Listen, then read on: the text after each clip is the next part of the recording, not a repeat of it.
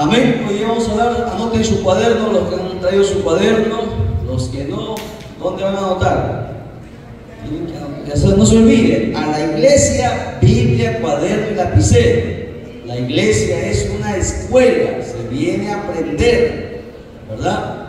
Son tres cosas que tiene que traer siempre a la casa del Señor. Bien, vamos a hablar ahora sobre la novena herramienta, la novena arma que Dios nos ha entregado. Se llama la santidad. Anoten por favor, la santidad. Ponga ahí como subtítulo: novena arma que Dios entrega a su pueblo para luchar contra el diablo y los demonios, la santidad. Vamos a abrir nuestras Biblias en Marcos 1:24. Marcos 1:24.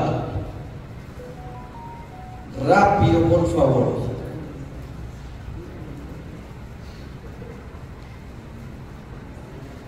Amén. Nos ponemos en pie en reverencia a la palabra.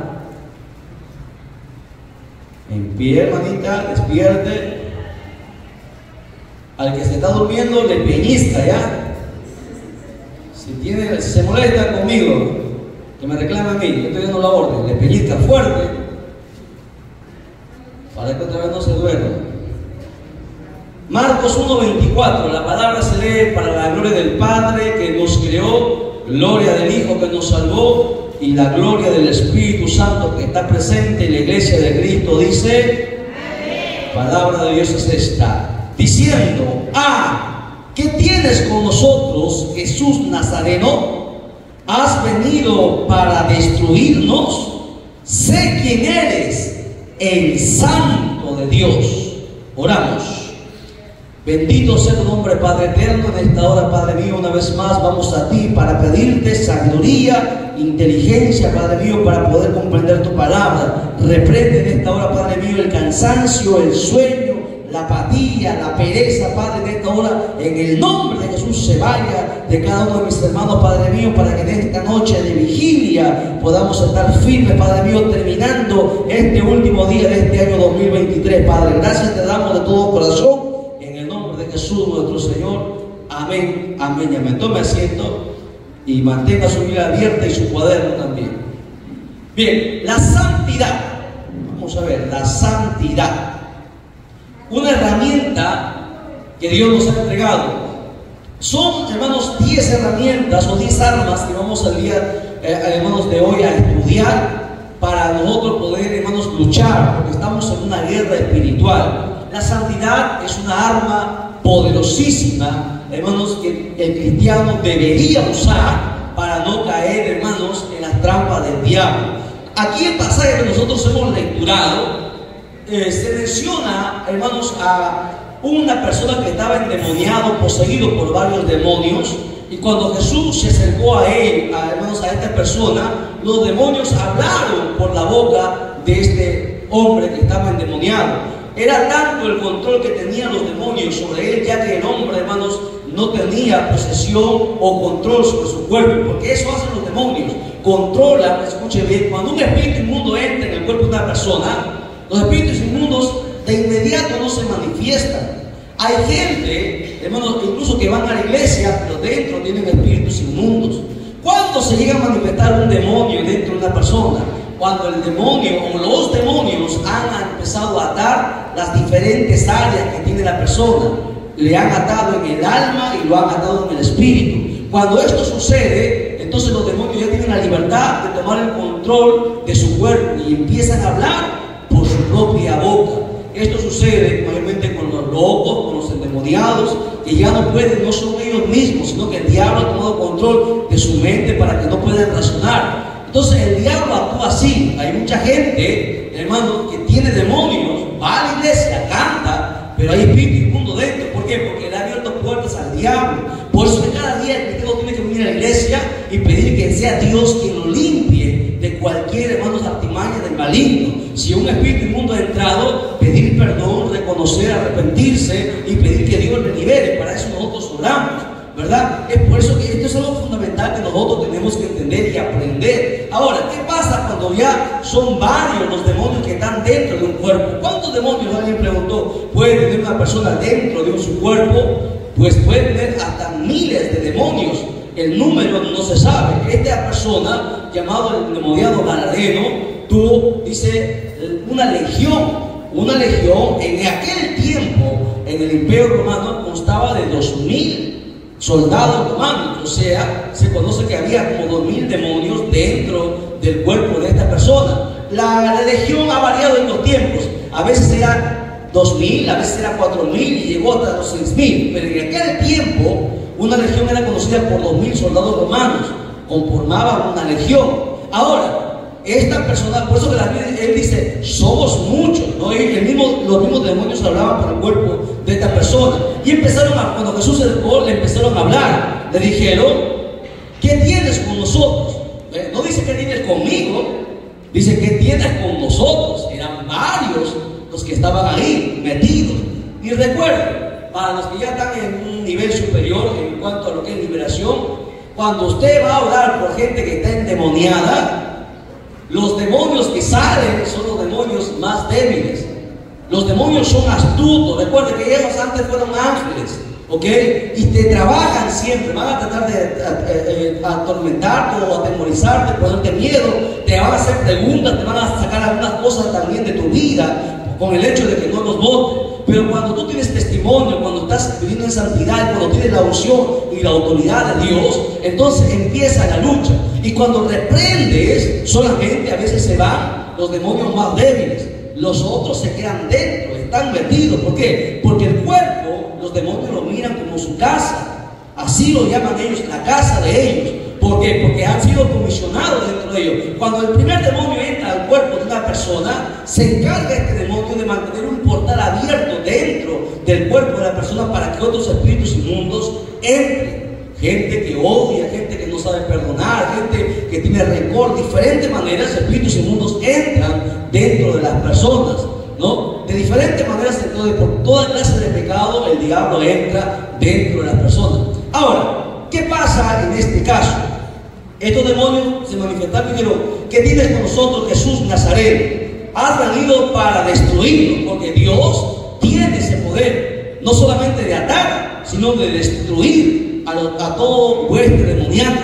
Él dijo, ¿has venido a destruirnos? Le preguntaron, y los demonios dijeron, sabemos o sé quién eres el Santo de Dios.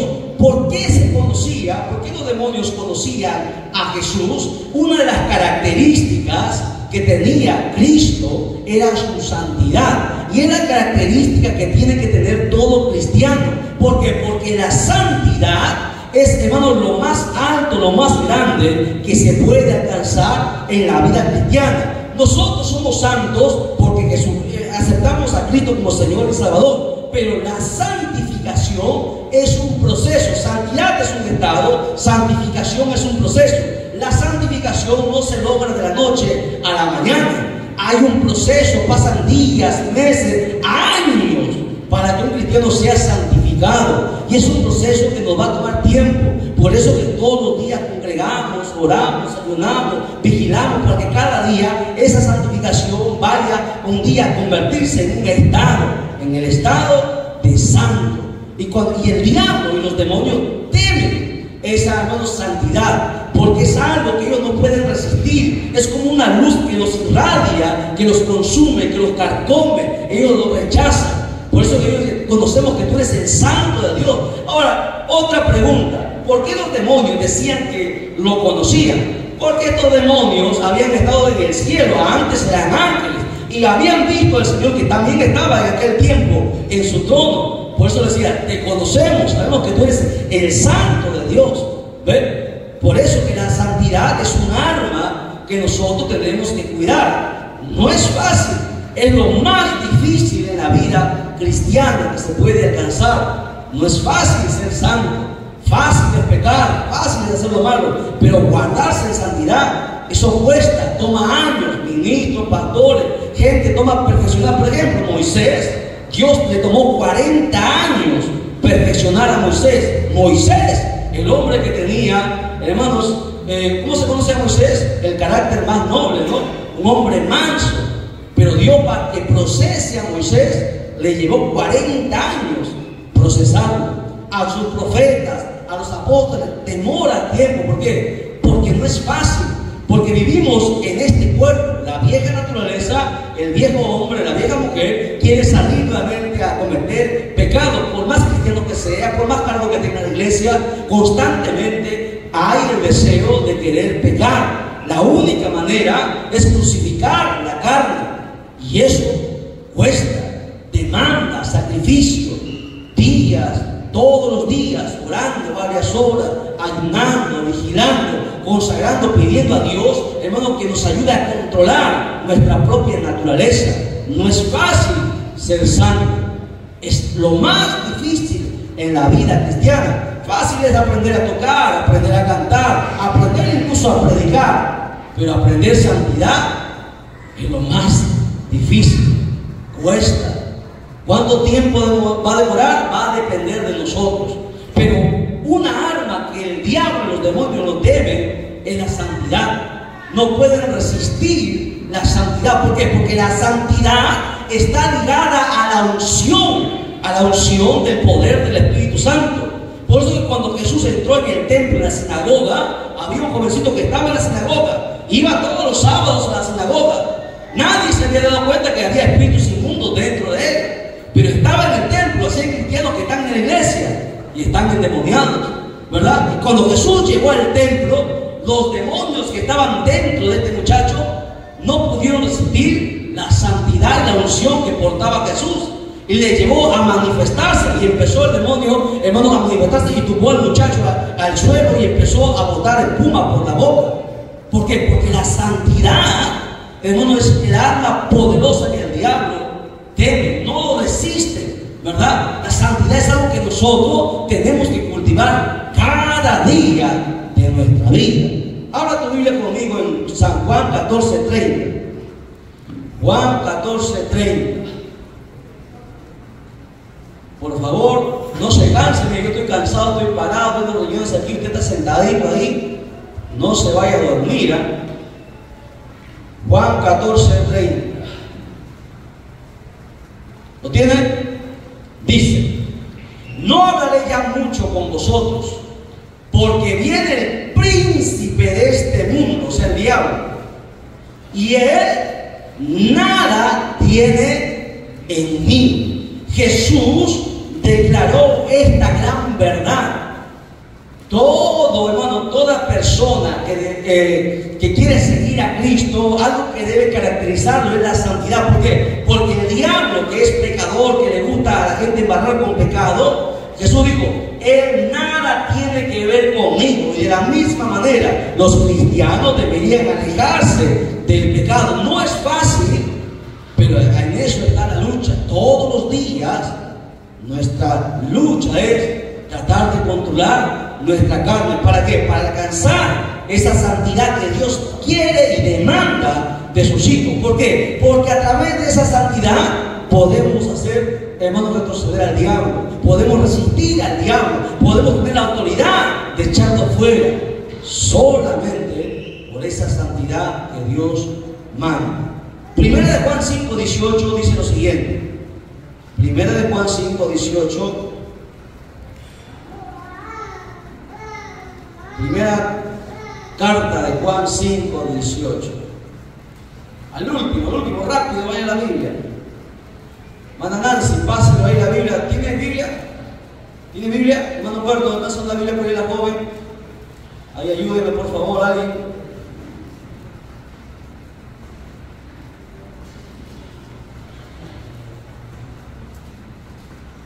Bien, dice, 1 Juan 5:18 dice: sabemos que todo aquel que ha nacido de Dios no practica el pecado, pues aquel que fue engendrado por Dios, dice, por Dios le guarda, y el maligno no le toca. Alguien preguntó: ¿cómo dice que este texto dice que el maligno no le toca? ¿Y por qué el diablo toca a mucha gente? Aquí está la respuesta: la santidad. El diablo no te puede tocar cuando tú estás en santidad. Podemos estar en la iglesia, podemos ayunar, podemos vigilar, pero hay gente que no está en santidad, y es por eso que el maligno lo toca. ¿Entienden? Es que la santidad es un cerco que rodea a toda persona que habita en ese estado, y por eso que el maligno no le toca. Dice, todo aquel que es nacido de Dios no practica el pecado. No practicar el pecado es santidad. ¿Por qué eso es la santidad? Santidad es aborrecer el pecado, alejarse del pecado. Eso es santidad. Santidad no es tener falda larga, corbata larga. Santidad no es estar en la iglesia en unos cultos, no es cantar coritos, no es derramar unas lágrimas. Santidad es una vida apartada del pecado, y eso cuesta.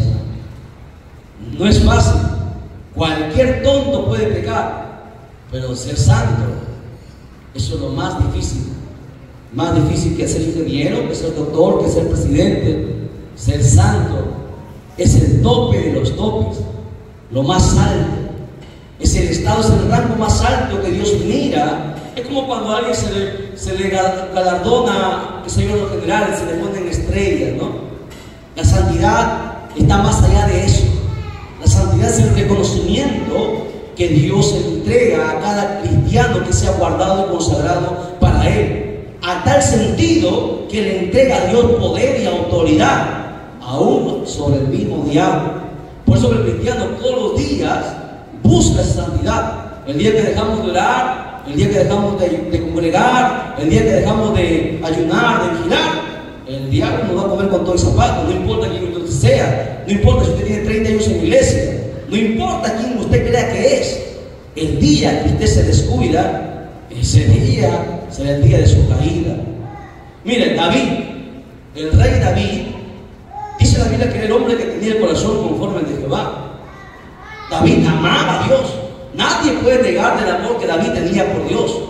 David se enfrentó a los enemigos de Dios. No ha habido hombre como David. ¿Sabe cuál fue el problema de David? Que se descuidó. Al descuidarse, el diablo entró. No le importó que era el rey, no le importó que era el que tenía el corazón conforme al de Jehová. Lo tumbó el diablo. O sea, aquí no es que tú congregues, que tú ayunes, no. Aquí, hermano, la cuestión es cada día, por eso que cada día nosotros tenemos culto. Aquí no tenemos culto todos los días, porque todos los días pecamos, siendo cristianos todos los días fallamos, y tenemos que decir, Señor, venimos aquí y decimos, Señor, he pecado, te he fallado, no he querido hacerlo, pero me ha ganado mi carne, perdóname. Tú lo sabes, el diablo lo sabe, yo lo sé.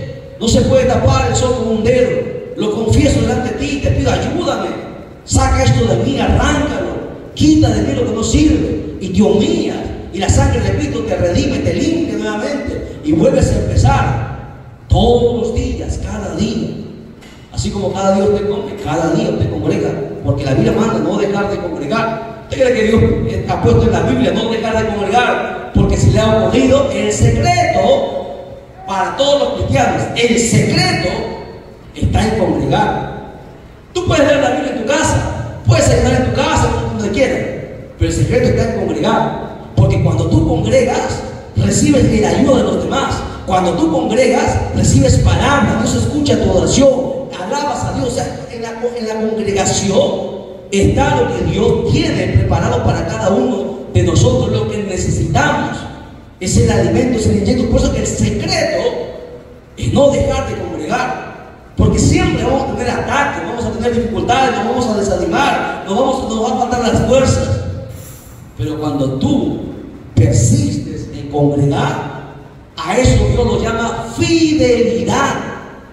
Y cuando tú eres fiel, cuando tú honras, porque congregar es honrar a Dios, y la Biblia dice que Dios honra al que le honra. Ahí está el secreto.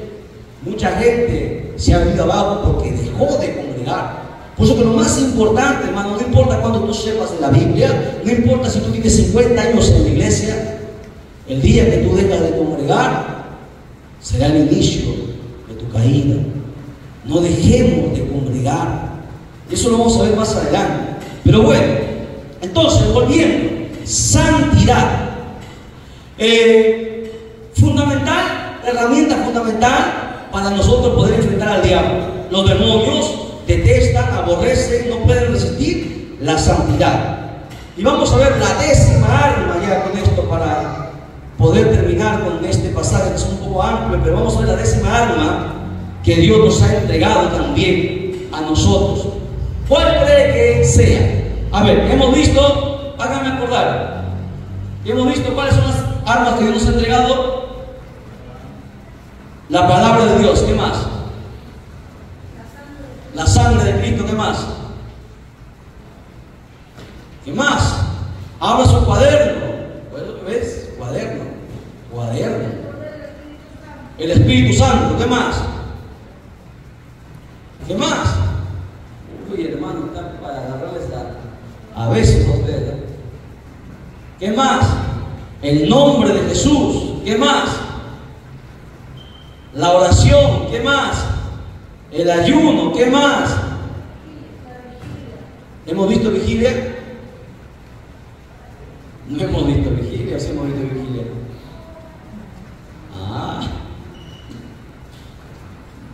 ¿Qué más? A ver su cuaderno. La alabanza. Recién hemos estudiado, acabado de predicar. ¿Qué más? El testimonio. Recién acabamos de enseñar, hermano. Ay, Señor. Bueno, vamos a ya la santidad. ¿Qué más falta? ¿Qué cree otra herramienta que tenemos nosotros? ¿Qué más? La santidad. Ya lo hemos dicho. Ya lo hemos dicho también.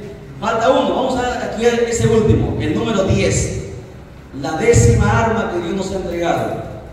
El ministerio angelical. Anótenlo. El ministerio angelical. Aunque usted no lo crea, Dios nos ha entregado, ha puesto a su disposición ángeles para poder luchar contra los demonios. Vamos a verlo por la Biblia, ¿ya? Mucha gente no usa. Mira, de 1 millón de cristianos, uno tal vez usa esta herramienta. Mucha gente no usa esta herramienta. Vamos a verlo, ¿ya? Habla tu Biblia conmigo, por favor. Mateo 26:53. Mateo 26:53.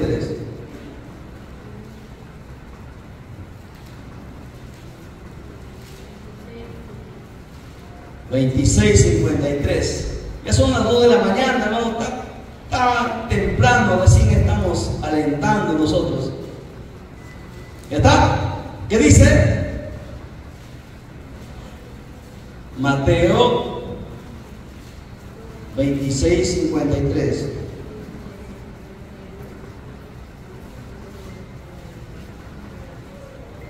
Un poquito rápido, avance. Dice, ¿acaso piensas, acá está hablando Jesús, acaso piensas que no puedo ahora orar a mi Padre y que Él no me mandaría más de 12 legiones de ángeles? ¿Cuándo sucede esto? Cuando fueron a arrestar a Jesús, fueron los soldados a arrestar a Jesús. ¿Qué hizo Pedro? Pedro lo máximo, ¿no? Parecía el hermano Jairo. Agarró un cuchillo y le cortó la oreja al sirviente del sacerdote, ¿no? Amán. ¿Qué pasó? Pedro le dijo, Pedro, guarda tu espada. El que a espada mata, a espada va a morir. ¿Acaso, Pedro, tú no sabes que yo puedo ahora orar a mi Padre y mi Padre me puede mandar 12 legiones de ángeles? ¿Usted sabe qué harían 12 legiones de ángeles? Desaparece el mundo, hermano. Mire, la Biblia dice que un solo ángel, en una noche mató 120,000 soldados asirios. En una noche, un ángel, uno solo. Imagínense 12 legiones. ¿Qué es lo que haría? Los ángeles están a la disposición de la iglesia y mucha gente no lo sabe. Vamos a ver, para que usted vea, Jesús mismo mencionó que Él podía hacerlo, y los cristianos también pueden hacerlo. Vamos a ver. Pero ojo, no vaya a confundir que usted va a orar a los ángeles, ¿sabes? El único que se adora es a Dios. Ahora tú mire conmigo en Hebreos 1:14. Hebreos 1:14.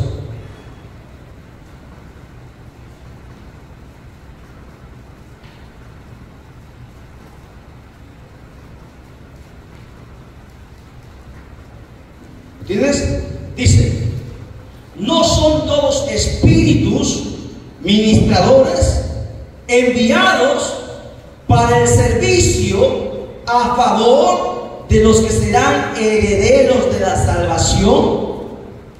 Preste atención, aquí está dando el pasaje de ángeles.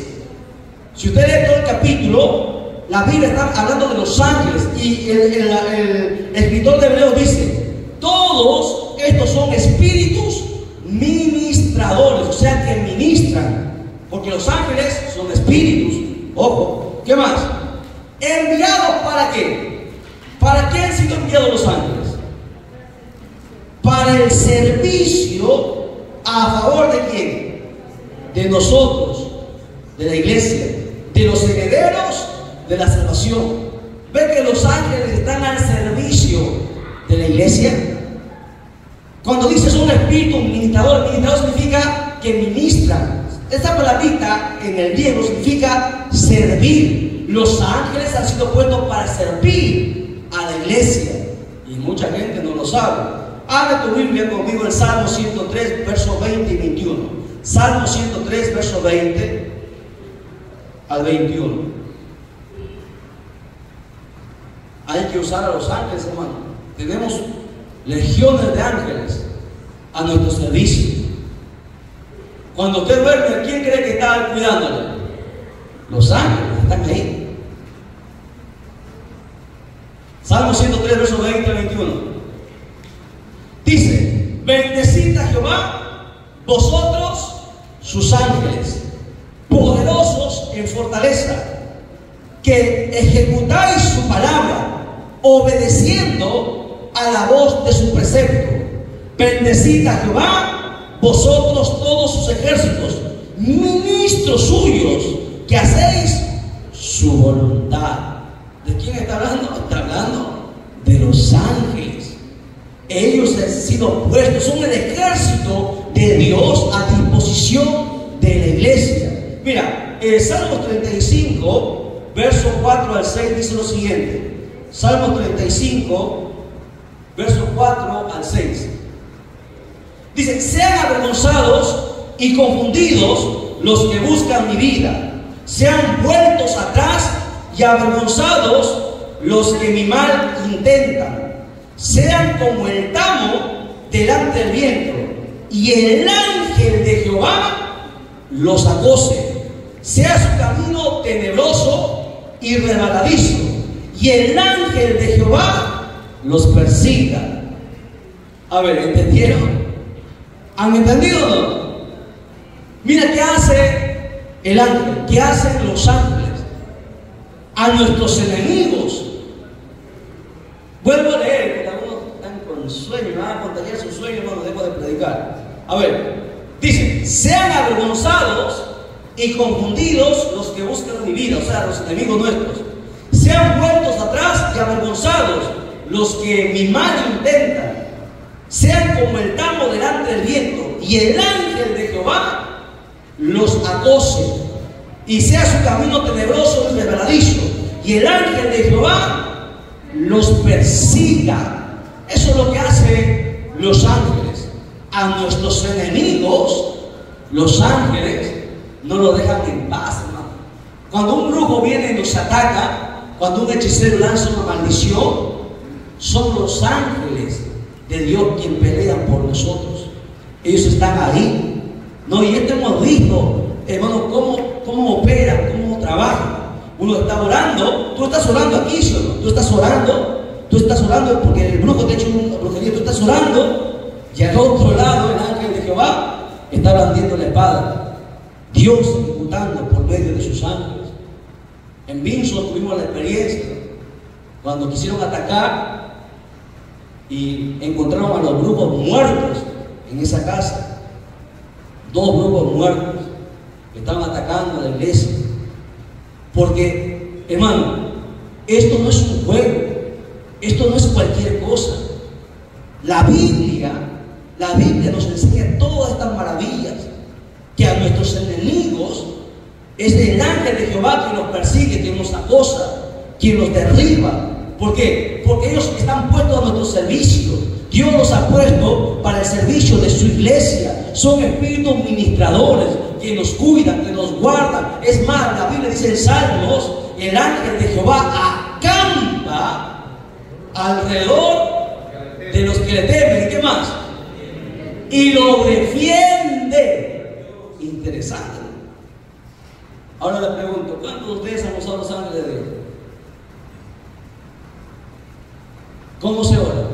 Al Padre, en el nombre de Jesús, te pedimos, Padre, en el nombre de Jesús te pido, Señor, que tus ángeles guarden mi vida, cuiden mi familia, cuiden mi hogar. Señor Dios mío, encárgate de mis enemigos. Y es Dios el que hace. Pero mucha gente no. Es que ese es el detalle. El desconocimiento de la Escritura nos hace que nosotros perdamos muchas batallas. Las batallas que deberíamos tener ganadas, las perdemos porque desconocemos la Escritura. Los ángeles han sido puestos, hermanos, para ministrar, para servir a la iglesia del Señor. Y podemos seguir dando un montón de pasajes. Es más, nosotros tenemos otra arma también, hermanos, que es parte de este ministerio angelical, porque esto se conoce como el ministerio angelical. ¿Saben cuál es otra arma que nosotros podemos usar cuando nosotros estamos sufriendo ataques? La iglesia. La iglesia es otra arma a nuestro favor. Cuando yo estoy sufriendo ataque, la iglesia está orando. La iglesia me cubre en oración. La iglesia es la que intercede por nosotros. Esa oración llega a nuestra vida. Y la iglesia es parte de ese ministerio angelical. Porque la Biblia dice que nosotros vamos a ser como los ángeles. Vamos a ir a ver algunos pasajes sobre esto, ¿ya? Abre tu Biblia conmigo en Marcos 12:25. Marcos 12:25.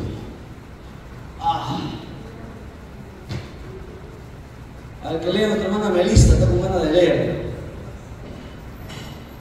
Fuerte, que salga en el video. Marcos, Nuevo Testamento, está buscando en el índice. 12:25.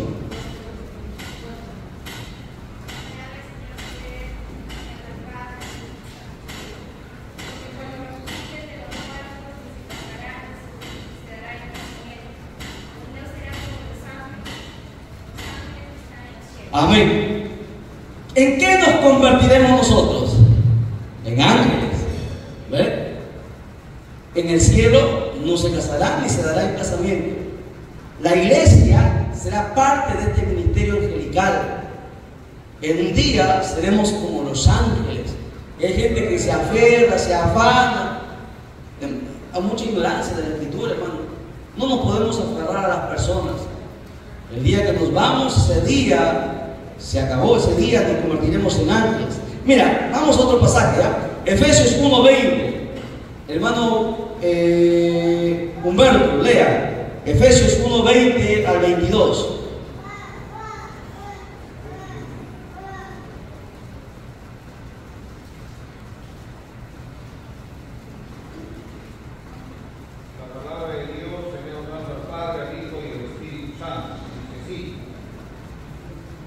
La cual operó en Cristo, resucitándolo de los muertos y sentándolo a su diestra en los lugares celestiales, sobre todo principado y autoridad, y poder y señorío, y sobre todo nombre que se nombra, no solo en este siglo, sino también en el venidero.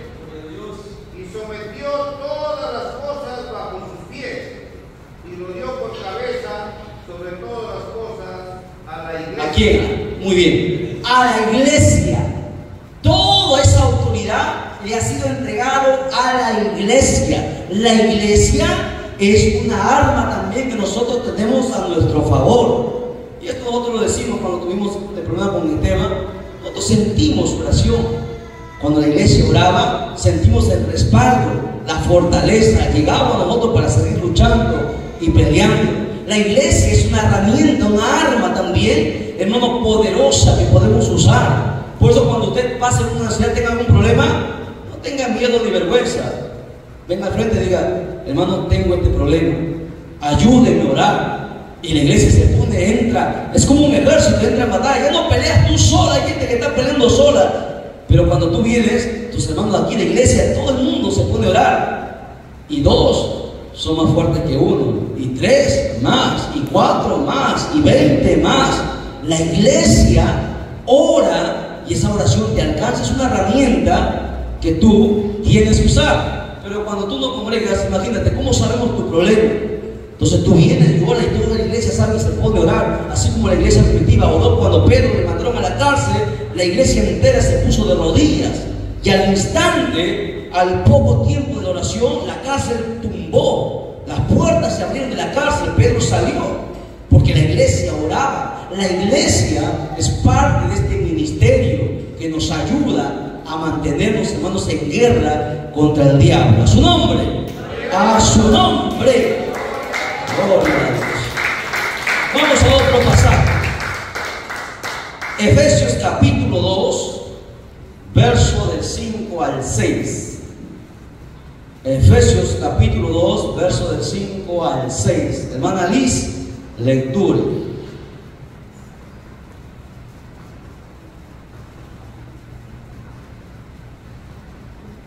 Fuerte.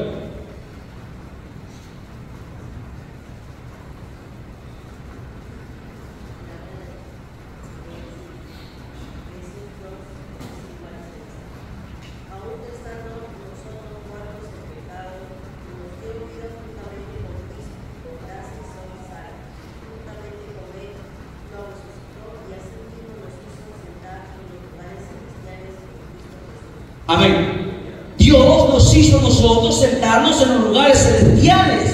¿Ve? Es por eso que la iglesia es parte de este cuerpo angelical. Los lugares celestiales están reservados para sus ángeles y para la iglesia. Y eso es lo que este pasaje está diciendo. A nosotros se nos ha concedido ese privilegio.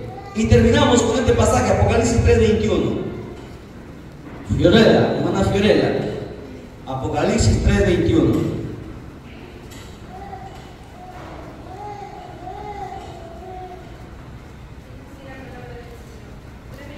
Sí. Al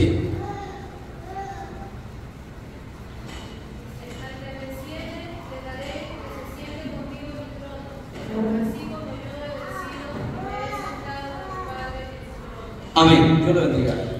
Este pasaje describe algo fundamental. La iglesia va a tener el privilegio de sentarse en el trono del Señor. ¿Por qué? Porque ha vencido. Dice, el que venciere, le daré que se siente conmigo en mi trono. Este es el privilegio más grande que recibe la iglesia allá arriba en el cielo. No es para quien comienza, no es para el que canta bonito, predica bonito o habla bonito. Solamente el que venciere, el que permanece hasta el final, porque esto no es de quien comienza, esto es de quien lo termina. Tenemos que terminarlo. Hay mucha gente que empezó y se cansó, pero el cristiano es llamado a permanecer hasta el final, pase lo que pase, venga lo que venga, aunque le abandone, aunque lo deje, aunque se esté muriendo. El cristiano tiene que permanecer porque es parte del ministerio angelical. Tenemos un deber, una responsabilidad, y Dios nos ha prometido sentarnos en su trono, el trono más grande del universo. No seremos alcaldes, no seremos presidentes, pero seremos y estaremos sentados en el trono del Señor un día. El privilegio más grande, y por eso nosotros no podemos por cualquier cosa agachar la cabeza, rendirnos, cansarnos, sino que permanecer hasta el último día de nuestra vida. Amén. Den un fuerte aplauso al Señor, por favor. Bien. Con eso hemos terminado las 10 armas que el Señor nos ha entregado. Ahora nos quedaría, hermanos, solamente hablar sobre cómo recibir la liberación de opresiones malignas. Voy a dar unas listas para que usted lo anote en caso que algún día usted tenga este problema o vea a alguien con este problema. Y luego voy a hacer 2 listas, ¿ya? Primero una lista sin textos y otra lista con texto para que usted pueda estudiarlo en casa. Bueno, ponga ahí como subtítulo entonces en su cuaderno: recibiendo la liberación de opresiones malignas, porque el diablo oprime, ataca en las áreas, hermano, que nosotros no nos damos cuenta. ¿Qué es lo que primero debería hacer un cristiano? Bueno, punto número 1, orar. Eso es lo primero. Orar, ¿y qué debe pedir en su oración? A una persona que siente, bueno, que el diablo lo está atacando, que siente opresión, que siente que ya no es medicina natural, sino que es el diablo, brujería, hechicería. Bueno, lo primero que tiene que hacer es orar. Y en su oración tiene que pedir lo siguiente: pedir que el Espíritu Santo le revele las cosas en su vida que pudieron abrir puertas a espíritus inmundos o espíritus de opresión maligna. Es lo primero. Cuando usted siente ataque, siente dolor de cabeza, cuando usted siente alguna enfermedad que no tiene solución, lo primero que es orar y pedir que sea Dios quien nos revele, que nos muestre si nosotros hemos abierto puertas. Porque recuerden, si entró un demonio a atacarnos es porque nosotros hemos abierto puertas. No es porque alguien hizo algo, sino es porque nosotros mismos abrimos puertas. Y lo primero que tenemos que hacer es pedirle a Dios que nos muestre qué puertas se han abierto. Hay que cerrarlas. Tenemos que cerrarlas, si no los demonios van a seguir entrando. Entonces, primero es orar. 2, confesar. Anote, 2, confesar. ¿Qué tiene que confesar? Bueno, primero tiene que confesar a Dios específicamente los pecados que el Espíritu Santo te haya revelado en oración. Tú sabes, ¿no?, que has pecado. Has adulterado, has fornicado, has mirado pornografía, cualquier pecado que hayas cometido, hayas robado, un montón de pecados que existen en el mundo. Todos esos pecados tienes que confesarlos, porque el que no confiesa no puede ser perdonado. ¿Ok? Entonces, 2, hay que específicamente confesar pecado por pecado, todo lo que el Espíritu Santo ponga en nuestra mente, que nos recordemos que hemos cometido. Empezar a confesar: Señor, yo te confieso esto, yo hice esto, lo confieso.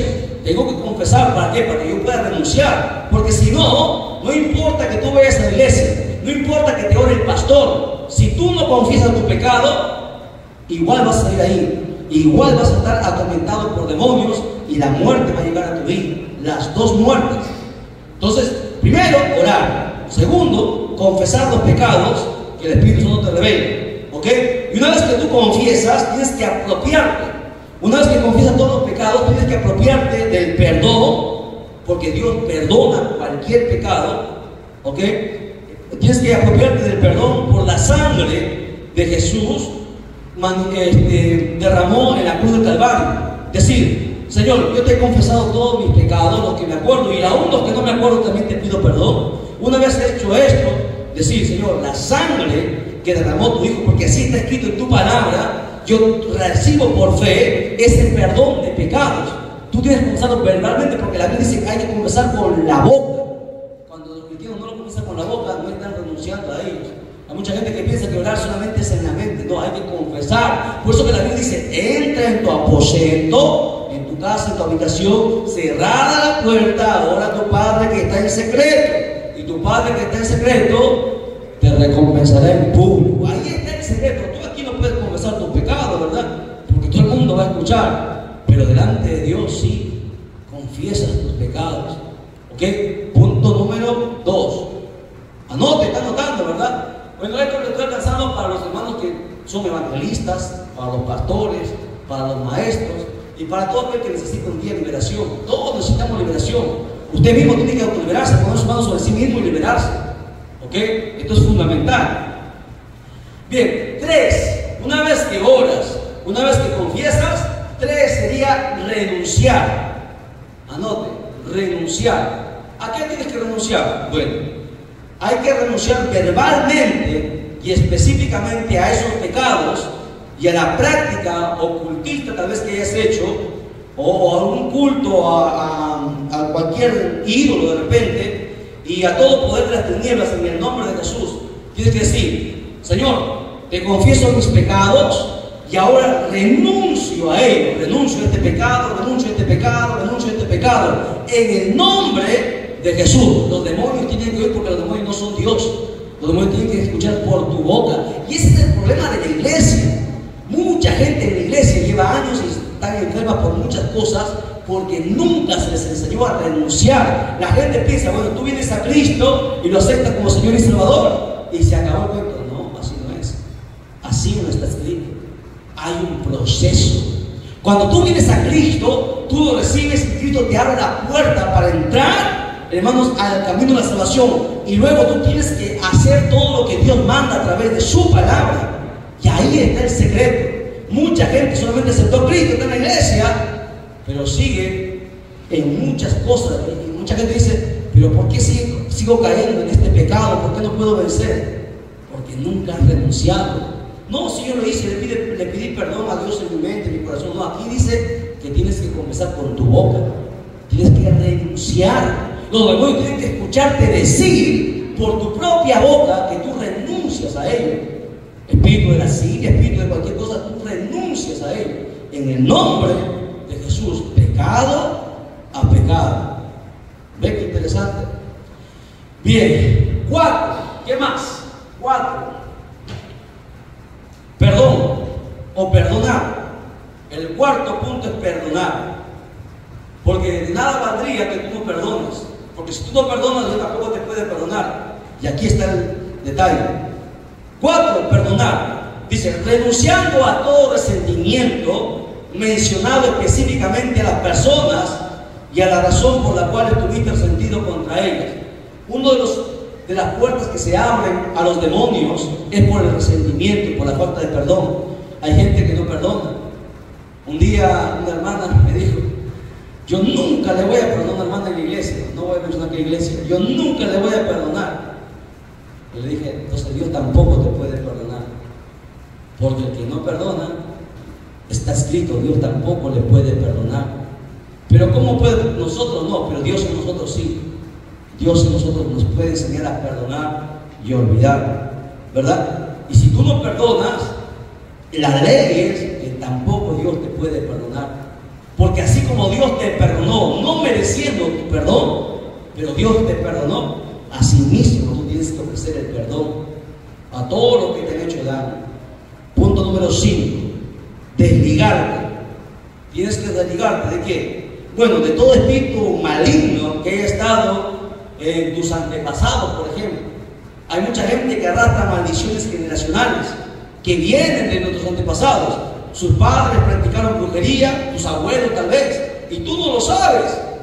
Pero ese espíritu inmundo que traían tus generaciones, tus antepasados, pasa a ti. Por eso la Biblia dice hasta la tercera y cuarta generación. Y es espíritu inmundo. ¿Por qué cree que cuando un padre es alcohólico, mayormente, raros son los casos, excepciones, los hijos también son alcohólicos? ¿Por qué? Porque arrastran la maldición. ¿Y qué tiene que hacer una persona? Desligarse de eso, cortar toda esa maldición. Decir, Señor, yo renuncio a la maldición generacional. Córtalo. ¿Para qué? Para que no pase a mis hijos también. Porque si tú no la cortas en ti, va a pasar a tus hijos y va a seguir siempre. Entonces tienes que desligar. 6, destruir. Anote, 6, destruir. ¿Qué tengo que destruir? Bueno, tienes que destruir todo objeto relacionado con el ocultismo o con cultos falsos. Libros, cartas, amuletos. Hay gente que tiene en su casa cosas que son puertas abiertas para los demonios. Imágenes, estatuas. Hay gente que se va de viaje y trae cosas de fuera, ¿no?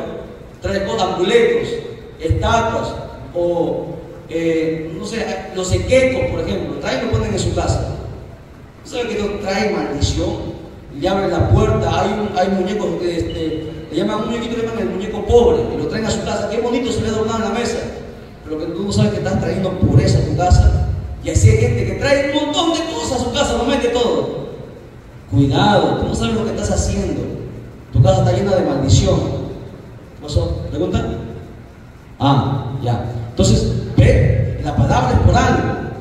Tienes que quitar todas las cosas que le abran puerta a los demonios, porque tú lo sabes.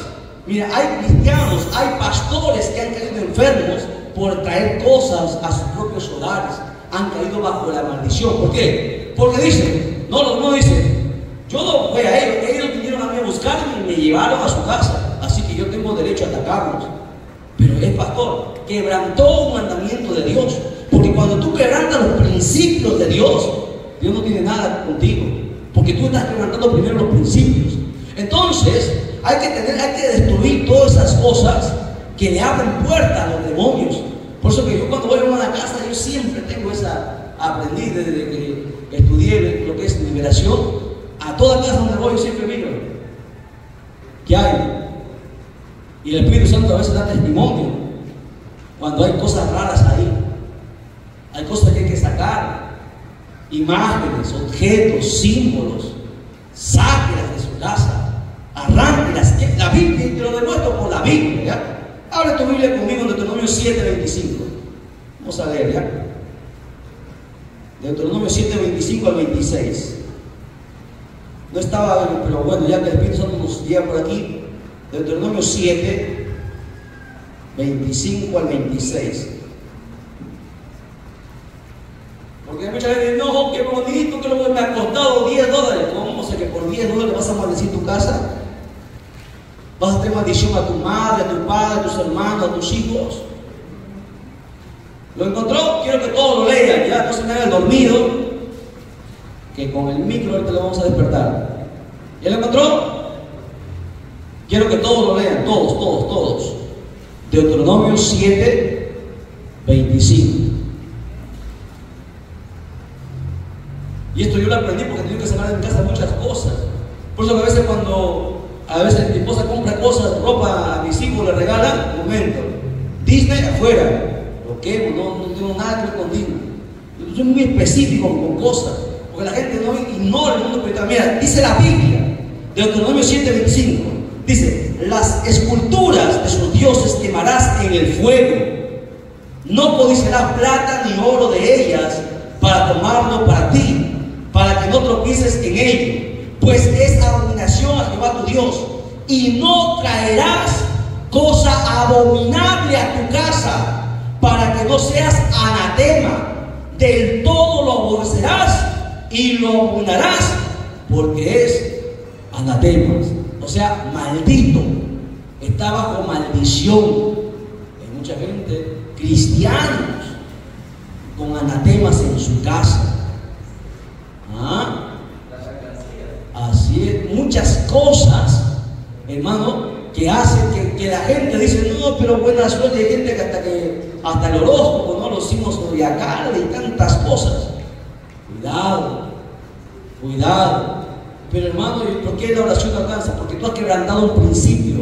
Cuando se quebrantan los principios, nada va a funcionar, porque es un principio. ¿Qué sabe qué principio? El principio es algo primero. Algo que primero Dios ha puesto. Tú lo quebrantas, se acabó. Dios no tiene nada que ver contigo, se acabó. Porque tú quebrantaste el principio que Dios te dio. A su nombre. Ah, muy bien, están despiertos. Una pregunta, ¿la alcancía también es un objeto que abre el cuerpo de los demonios?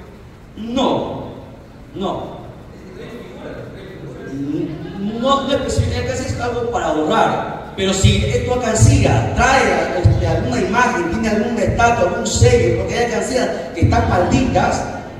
Una alcancía, un Buda, por ejemplo. Un Buda, sí. Un Buda le trae demonios. Por eso, ¿cómo tú sabes que sí, que no? Fácil. El Espíritu Santo le da testimonio a nuestro espíritu lo que es de Dios y lo que no es de Dios. Por eso el cristiano tiene que, escuchen, el cristiano tiene que tener discernimiento. Y eso es lo que le falta a muchos cristianos, discernimiento. Lo primero, porque al que tiene discernimiento no lo vas a, el diablo no lo va a pasear. El que tiene discernimiento mira, observa, tú no lo engañas, el diablo no te va a engañar con nada. Por eso lo que primero debemos todos los cristianos es discernir entre lo que es de Dios y lo que no es de Dios, entre lo santo y lo profano. Y aquí está escrito, no traerás anatema a tu casa. Esto es una orden de Dios, y el que lo quebranta se acabó. Vuelvo a repetir, se terminó. Quebrantó usted los principios. ¿Qué nos toca? Romperlos, quemarlos y arrepentirse a Dios, pedirle misericordia. Amén. Terminamos con esto. A ver, ¿dónde me quedé para terminar? Allá. 7.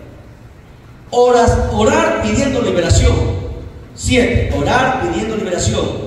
¿Liberación contra qué? Contra toda fuerza demoníaca en el nombre de Jesús. Siempre menciona el nombre de Jesús. ¿Ok? 8. Reafirma. ¿Qué tengo que reafirmar? Tu pertenencia y fidelidad a Cristo.